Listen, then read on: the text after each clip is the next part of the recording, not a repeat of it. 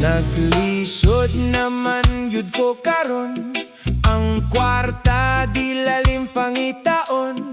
Sa utang na lang mapaingon, nagmahal pag yun ang palitonon. Nag-abot ang mga gasto unon, bugas og sudan maonalay siguroon. Ang kwarta dali nagyud hudon, kapait sa panahon. Hinampak ning sitwasyon na karon, sa elon na lang mapaingon. Naapay tubo nga akong agwantahon, ang interes tagaliyog manintawon.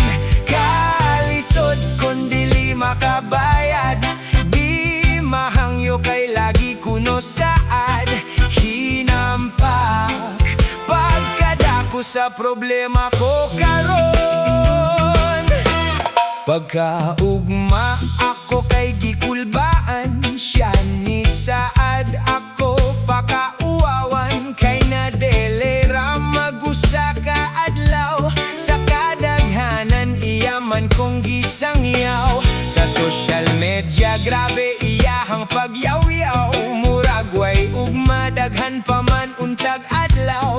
Tungod lang sa utang nako sa kanahan, ako gipakauawan.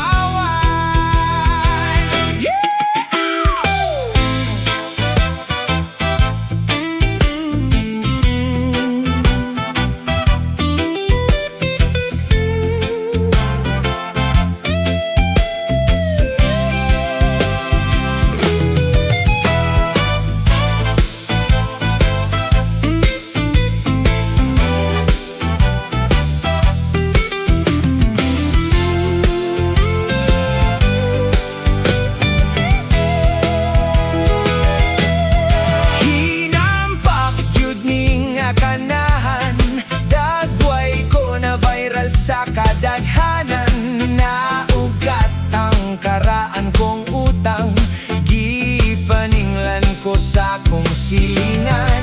Kapait yudi ay sa palautang, mangutang kay ibayad pud sa utang. Kinabuhi sa palautang, pirme mayaw-yawan.